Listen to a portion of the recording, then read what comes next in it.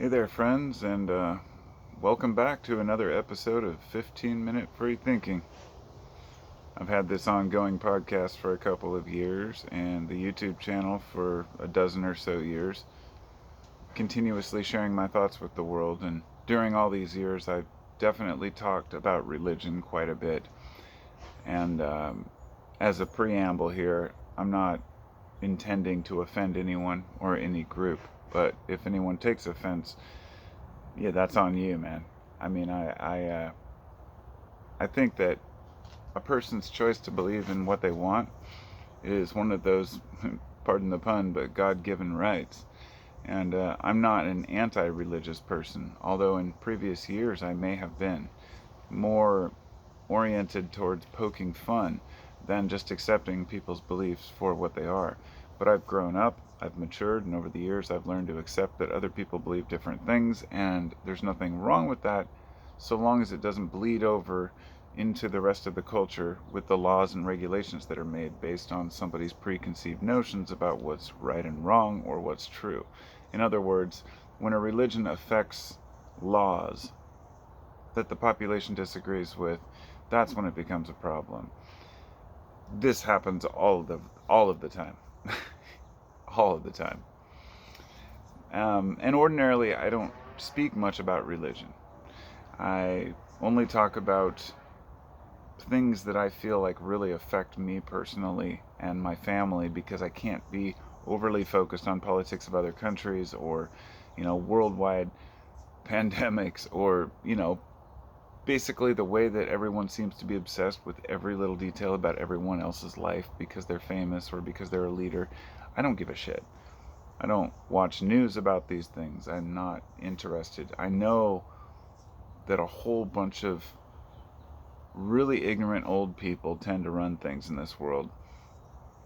And yes, with age comes wisdom, but it also comes this salty bullshit cynicism that many of these people do not represent the people that they're supposed to represent. So many of us have just given up on politics. We don't give a shit. And this video isn't about politics, it's about religion, but it's not just about religion. It's using the example of, for example, these folks here, which dropped off this kind pamphlet at my door the other day. And it says, would you like to know the truth? Capital T, of course. And just to run over the 6 issues it talks about. Number 1, does God really care about us? Number 2, will war and suffering ever end? Number 3, what happens to us when we die? Number 4, is there any hope for the dead? I feel like number 3 and number 4 could really be combined into what's up with death.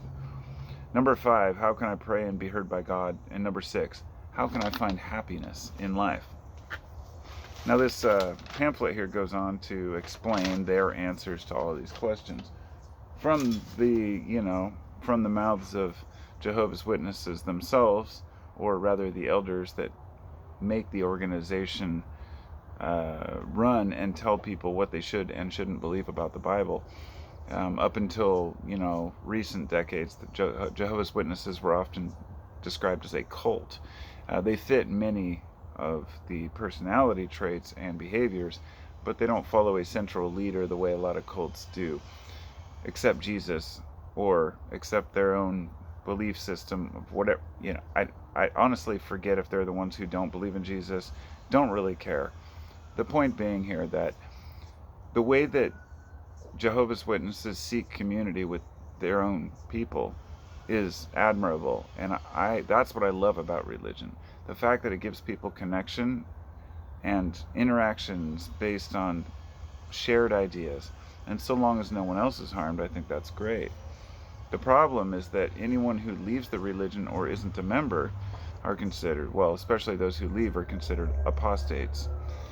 Apostates are those who have left the church, and they are shunned, they are excommunicated, and considered mentally diseased. Now, this is pretty depressing, but it goes much deeper when children are involved. When children have developed and built all their friendships based on people from the church, and then they're forced to leave their friends, or even to leave their family because they become an adult and realize all the shit they were taught by these elders is complete crap. one of the biggest issues with Jehovah's Witnesses is you cannot question the doctrine. If you question the doctrine, or even put challenges up to what others tell you is the way to interpret the Bible, then you will be ridiculed, you will be excommunicated, if you're lucky. It's not as bad as Scientology, where they hunt you down with a group of people and berate you and have an army of people who hunt folks down online who talk bad about them. And most religions probably do, but especially the Scientologists and the Mormons. Let's just say the Mormons have a database on most Americans and all the genealogy info about Americans. They're pretty obsessed with money.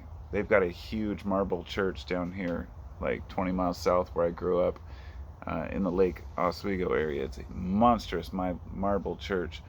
Beautiful. Nobody's allowed inside. My friend went in when they first opened it because they allowed public to do tours. But yeah, it's not for the average man. It's for people who think that they know God. And these things do bother me. Yes. I generally I live and let live. But nobody is immune to criticism, especially those who wear robes and costumes and pretend like they're connected with God, like the Pope, like the bishops, like the cardinals, like the priests. I don't care how long you've sat and read the Bible or how many people you've congregated and stood in front of and talked. You don't know shit. Because each individual has the right to communicate their own thoughts. Now, I'm not saying all priests are like this. Actually, most are, but a lot of churches have changed. They have more accepting policies. And there are many all-inclusive churches which just use God as a general idea and don't quote any specific Bible. That's great, but let's be honest, a majority of churches are still very heavily Christian in the US and, Muslim and in Islam countries, and there is no right way. Like even Buddhism, we have Buddhist monks who are out slaughtering people, committing genocide. Yeah, Buddhist monks have been committing genocide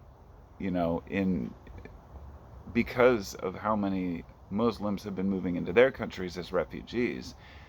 And it's a crazy world, but religion doesn't preclude you from doing damage to other people.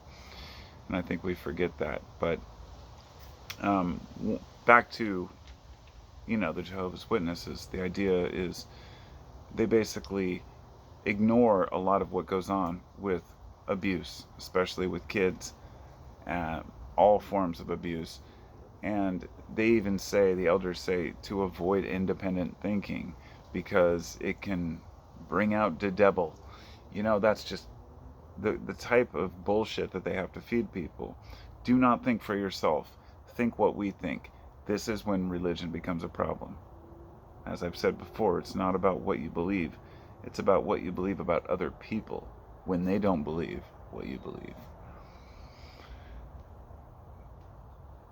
There's a strong fear of disloyalty that especially children, I think, are very sensitive to when they're young. They do not want to be disloyal to their parents, and they don't want to be disloyal to any parent's version of God, and I think that that's a problem. It brought me to this when I was doing a little research before this too. I think it was Ecclesiastes 9:5, a Bible verse that says something to the effect of the dead have nothing to worry, or that the dead, basically once you're dead and you don't think anymore. And I thought, well, that could be interpreted in many ways, of course. Translated from Hebrew, I'm not even going to go into the details of that, but it quickly pointed me to some page where Christians were defending it, saying, no, it's countered by this other Bible verse in a completely different book that says something different. And it just got the gears turning and just reminded me of just how no matter what something says about your religion or your belief system, you will find a way to justify it through something else within that system. If nothing else, it's for the greater good, right? I may be harming all these people through the Crusades, right? Which, yeah, I know that's a long time ago, but is it really? I mean, we're still kind of pushing our ideas of what's true and what's not. And religion isn't the world's problem here, but it isn't the solution when it's dogmatic. And so my question is, who speaks for God? I'm drinking a cup of coffee right now out of one of my Grateful Dead mugs, thinking about my religion, which is music, going to Dead shows, going to Fish concerts, going to festivals, going out with friends, going camping, hanging out with family and friends. It's hard sometimes. It takes a lot of work to actually go out and do these things. But that to me is God, going out into nature and communing with nature and people I love. That is what it means to be alive. Those are the moments we feel most alive. So why did we obscure that and oppress ourselves through belief systems that prevent us from doing things that bring us joy? You know, I look at Judaism and I think, wow, they have some great symbolic ideas within that belief system, but then I see these ultra-Orthodox idiots with these weird curls, and I'm like, what are you doing crying up against this wall? Get out and live your life. But what bothers me the most is the way they treat women. Women as second-class citizens, and kids as subservient. This is exactly what the Mormons do, and this is exactly what the Jehovah's Witnesses do as well. So it's not just the Jewish faith. And it's also Muslims. It's all religion seems to suppress women, and I want to know why. Why aren't there more women in these churches? So yeah, it's a traditional view that I don't agree with. I think that if you truly believe in balance, you need to let women in to the churches and let them take positions of power. And sure, there's some inclusive churches who are like, oh, we let women in. No, it's not happening in any degree. It's showing just how insecure men are, about sharing their power in a lot of ways. And believe me, I'm not a feminist. I understand that men are men and women are women. I'm very all for the fact that there's a certain masculinity that men need to have. But it's not just letting women into positions of power. It's the way that women are looked down on and forced to wear certain scarves, whether it's in the Middle East or, with Jehovah's Witnesses, where the women are expected to wear scarves around men in a lot of their groups. Not all, because everybody believes something slightly different. But, I won't even go into Scientology, which is kind of like this trendy new version of the same old shit. But Jehovah's Witnesses, Scientology, Mormonism, those are all easy targets, of course. But any belief is really an easy target. Organizational loyalty, or organizational loyalty to a group or a cause, is not the same as divine loyalty. Just the same way that ruling a country is not the same as divine rule. For 1,000 years, people believed that somebody was a divine ruler. Oh, they were chosen by God. Even up to the last election, people believed they were chosen by God, or at least stated as much, thinking that God really favors a country or a person. If you want to make God a figure that gives a damn, I disagree. He doesn't care about presidents. But who speaks for God? So a lot of this is psychological coercion, using people's beliefs in order to get their attention. If we're divided on either religion, politics, or class. And all of these things can be used to push people apart and divide us. And the long-term danger of this is to the psyche and the way that it separates us from other people. Other humans will always promise us the solution to our problems. And they never have it. They just never have it. So I guess I might ask, who is translating your Bible, for example, for you when you go to church? And I'm using that as a metaphor for a bigger question. Who's translating your news for you? Who's translating your politics for you? Who's translating your science for you? Who is giving you the rage bait that makes you angry because you heard some story but you never confirmed it and believed it was true, and it was against a different group who believed something different? Remember, there are no simple solutions to any of these problems. That is the riddle of life, and I don't think that's going to change. And to all the people who have folks out there trying to convince them to believe what someone else believes, I just look at it this way. Everyone's had some friend who is trying to get you to buy into one of their pyramid schemes. Maybe they work for Herbalife or Amway. that, let's just say, for example, they buy into this pyramid scheme that's considered multi-level marketing. They end up owing a bunch of money to the company. Instead of admitting defeat and saying, oh, well, I screwed up, I got taken, they still continue to bring friends in. They know deep down inside that it was a mistake, but they're trying to fix it by getting a bunch of their friends suckered into the same problem. It's the same way that an addict tries to trap you in addiction with them instead of helping you to get clean, because it's about community. It's the same way that guy who bought a bunch of NFTs a few years ago, when I was saying, God, this is the dumbest shit I've ever seen. Well, here we are, crypto and NFT crashes all over the place because they were never worth a goddamn thing, and that was the whole point.